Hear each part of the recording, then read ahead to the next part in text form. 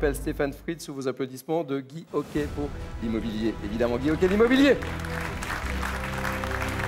Bonsoir. Stéphane. Enseigne de l'année secteur immobilier, mon cher Michel. Voilà. Très joli prix.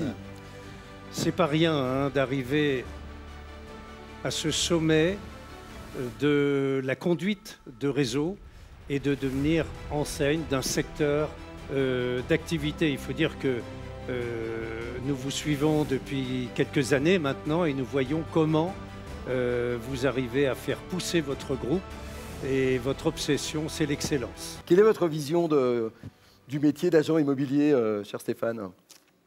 Alors, merci déjà. Je suis ravi au nom de toute l'équipe déjà de Guy Hockey, les 60 personnes qui composent le siège, mais également plus largement les 550 patrons aujourd'hui qui composent le réseau et leurs 4000 collaborateurs. Donc c'est pour eux aujourd'hui que ce prix, je le reçois et je vous remercie.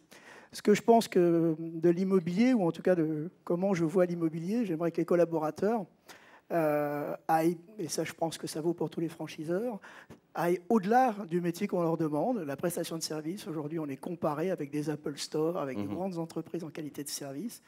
Et en prestation de service, la valeur qui est envoyée par une entreprise et la valeur qui est perçue par un client, c'est entre le collaborateur et le client. Donc aujourd'hui, notre obsession, c'est de mettre à disposition des collaborateurs des agences immobilières, donc de nos clients franchisés, le maximum d'outils et de formation. On en a fait un modèle économique, puisque c'est assez rare dans la franchise. La formation est illimitée, accessible 7 jours sur 7, 24 heures sur 24 avec les nouvelles technologies et notre nouvelle plateforme d'e-learning. Alors pourquoi s'adosser une franchise dans un marché pour le moins chahuté, mon cher? Alors, marché chahuté, aujourd'hui, la temporalité de l'immobilier, de l'achat immobilier, de la vente immobilière, c'est pas une semaine, c'est pas un mois, et c'est pas une année. Donc aujourd'hui, les marchés chahutés, on a l'habitude de ça, 90, 2008, et aujourd'hui, cette crise Covid, quand on monte une entreprise, on parle à des entrepreneurs aujourd'hui, la temporalité est longue, et c'est souvent dans les crises, mais je vais le dire doucement, qu'on trouve des opportunités, parce que quand on parle de défaillance d'entreprise, quelqu'un en ce moment dans l'immobilier, il faut mettre en comparaison avec à chaque fois les créations. Et forcément, ça crée beaucoup de mouvements. Et il faut, je pense, parce que le marché de l'immobilier est un marché extrêmement porteur. Et même quand il est attaqué par des crises fortes, il reste encore stable et durable, puisqu'on loge et on loge les Français. Comment choisir le bon réseau? Je pense qu'il faut aller voir des candidats à la franchise. En tout cas, il faut aller voir des franchisés aujourd'hui. Il faut échanger avec des franchisés. Il faut venir se rapprocher un peu, non pas des dirigeants, évidemment des dirigeants pour pouvoir vous expliquer cette chose-là, mais du projet de l'entreprise.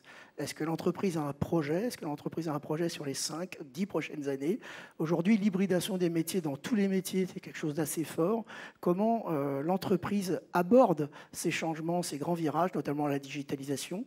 Est-ce qu'elle sera au service de l'humain? Est-ce qu'elle va remplacer? Donc savoir si vraiment l'entreprise a un projet. Voilà, le projet de Guy Hockey aujourd'hui, il est basé sur 3 piliers forts que sont la formation, je vous l'ai dit tout à l'heure, l'innovation par sa plateforme d'e-learning, par sa diversification de métiers aujourd'hui. On embarque le courtage bancaire, l'assurance, mais aussi l'activité entreprise et commerce.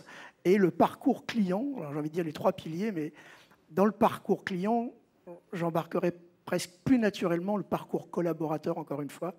Je crois que c'est le patron de Virgin qui a dit « Occupe-toi bien de tes collaborateurs, ils s'occuperont bien de l'entreprise ». Donc je souscris pleinement à ça. Parfait. Applaudissements et photos.